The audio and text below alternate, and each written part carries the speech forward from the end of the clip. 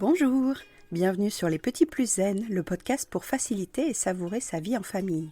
Je m'appelle Séverine, je suis facilitatrice en parentalité après avoir été 22 ans professeure des écoles en maternelle REP+. Chaque semaine, je te propose ici des pistes et des thèmes approfondis sur la petite enfance, l'éducation et la communication pour que tu retrouves le plaisir des relations familiales sereines et épanouies. Une de mes missions est de t'aider à mieux comprendre et apaiser les émotions de chacun pour installer un équilibre entre tes besoins personnels et ceux de ta famille et enfin retrouver du temps pour toi. Je te partagerai aussi mon expérience en classe de maternelle, des découvertes apprises en formation et des outils inédits et actionnables facilement que j'ai créés au fil du temps à l'école et à la maison. Pour ne manquer aucun épisode, abonne-toi s'il te plaît sur ton application de podcast préférée et participe généreusement à la diffusion de mon travail en laissant un avis et une note de 5 étoiles. Pour plus de contenu, d'inspiration et de motivation, retrouve-moi aussi sur Instagram, Facebook et Clubhouse sous le nom Les Petits Plus Zen. Sur ce, je te souhaite une belle écoute.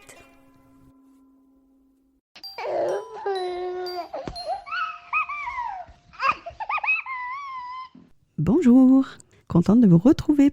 Nous allons parler aujourd'hui de l'estime de soi et de la confiance chez nos enfants.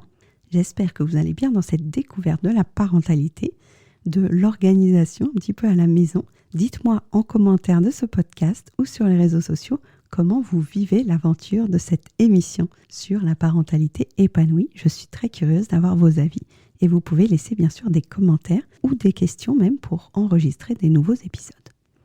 L'estime de soi, ça va être un élément essentiel du bien-être émotionnel de nos enfants.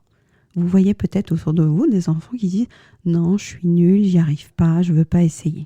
Quand on les voit grandir, quand on les voit devenir adolescents, ça arrive vers presque un découragement, une dépréciation. On n'a plus confiance en nous, on n'a plus envie de se lancer dans des nouveaux projets. Et autour de cet épisode, j'ai envie qu'on examine ensemble l'importance de créer une estime de soi positive chez nos enfants pendant qu'ils sont encore jeunes. Parce que c'est plus difficile à faire une fois qu'ils ont 8 ans, 12 ans, 14 ans. Donc je vais vous partager des stratégies pour renforcer leur confiance en eux. On va aussi discuter des moyens de cultiver un système et un sentiment de valeur à la maison qui soit dans l'acceptation de soi dès le plus jeune âge. Pour partir de cette notion-là, je vous invite, si vous avez envie, à écouter l'épisode 23 du podcast Les Petits Plus Zen, où je parle beaucoup de la puissance personnelle de l'enfant, où j'explique qu'un enfant doit se sentir capable, compétent, d'initier un projet, de le mener, de voir ce qui ne correspond pas au résultat qu'il attendait, comme un petit scientifique qui va faire une expérience en ligne et voir que son hypothèse de départ n'aboutit pas à la conclusion qu'il voulait. Nos enfants, que ce soit avec la terre du jardin, avec une tour de Kapla, avec un petit garage et des voitures, passe son temps à faire des expériences pour voir les causes, les conséquences. Ce qui marche, ce qui ne marche pas, ce qui se répète, ce qui est anodin ou inattendu. Et ça enrichit sa base de données sur le monde. Ça enrichit ses connaissances sur le monde. Si je ne sais pas le faire avec mon enfant, de lui créer un environnement, un contexte, du matériel autour de lui où il va pouvoir tester le monde, vérifier ses hypothèses, notre enfant pourrait rester dans une sorte d'automate où on va juste lui demander de faire comme un robot et il n'aura pas ni l'intention d'initier quelque chose de nouveau, ni même le courage d'aller au bout d'une réflexion.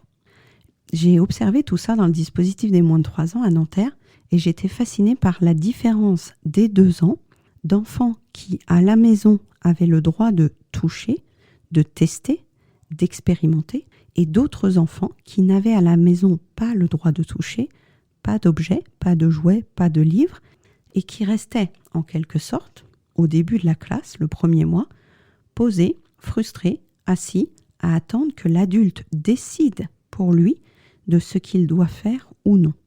Je pense que vous voyez la scène, ça vous évoque peut-être certains de vos enfants ou certains de vos élèves.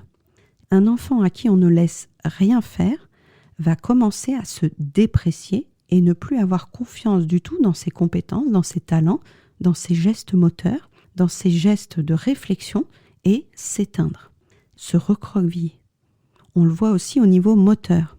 Il y a des enfants à qui on laisse gambader aller dans un parc, monter le toboggan à l'envers, s'expérimenter sur un parcours pour les 8-10 ans alors qu'ils n'en ont que 4-5, ce sont des enfants qui suivent un désir moteur, un désir de croissance, un désir de déploiement, un désir de réalisation qui est ultra important.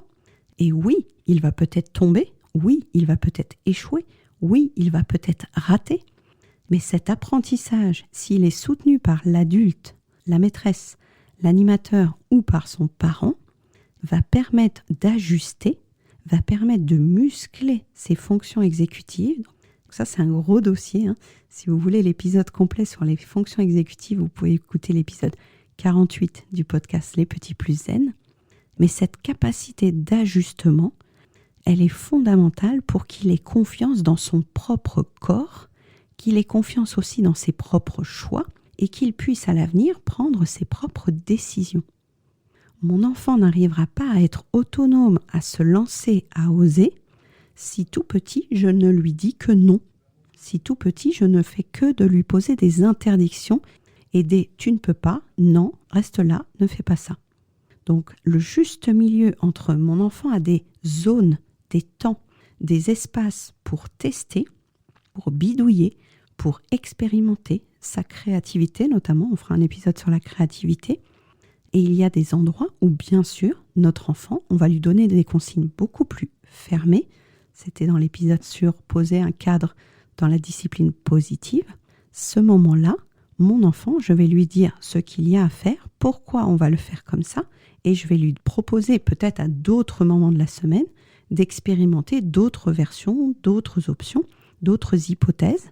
Mais ce jour-là, à ce moment-là, je peux resserrer le cadre et la limite. Est-ce que vous voyez la nuance entre mon enfant doit avoir dans sa semaine des espaces de créativité, de test et d'expérimentation qui vont conforter son image de lui, sa confiance en lui, son estime de lui, qui ensuite, avec l'âge, avec l'école, avec la scolarité, avec les stages en entreprise, vont créer le terreau d'une bonne estime de soi professionnelle, personnelle, amoureuse, amicale, sociale. Est-ce que ça fait sens dans ce que vous avez observé autour de vous? Est-ce que vous-même, votre valeur personnelle, vous avez pu la créer à travers les projets que vous avez menés jusqu'au bout? Et souvenez-vous aussi de la place de l'erreur dans votre parcours.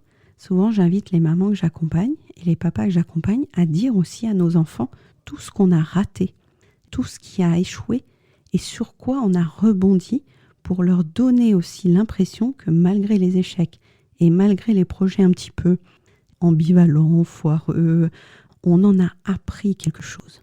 Donc on se rapproche de la philosophie de la résilience, on se rapproche aussi de la philosophie du « non, je vais quand même continuer parce que ce projet m'intéresse, parce que je me sens capable. Oui, pour l'instant c'est dur, mais vas-y, continue ». Vous pouvez aussi parler des grands sportifs qui ont eu des heures et des heures d'entraînement avant de devenir champions. Ça touche à la place de l'erreur, ça touche à l'autonomie, ça touche à faire des choix pour soi. Et vous pouvez, sur ces thématiques-là, écouter l'épisode 23 et l'épisode 135. Si cet épisode vous a plu, vous pouvez laisser un commentaire sous l'émission, poser vos questions et me rejoindre sur les réseaux sociaux @lespetitspluszen. Je vous souhaite une très belle semaine. Au revoir. Merci d'avoir écouté cet épisode. Tu peux retrouver les thèmes et les épisodes précédents aussi sur lppzen.com/lepodcast. Pour soutenir mon travail, je t'invite à noter, commenter et partager le podcast, notamment sur ton application préférée, comme Apple Podcast par exemple. Ton soutien est important pour moi pour permettre à d'autres parents de retrouver la sérénité en famille. On se retrouve pour un prochain épisode très bientôt et en attendant, prends bien soin de ta cheminée des émotions et de ton arc-en-ciel des besoins. À très vite.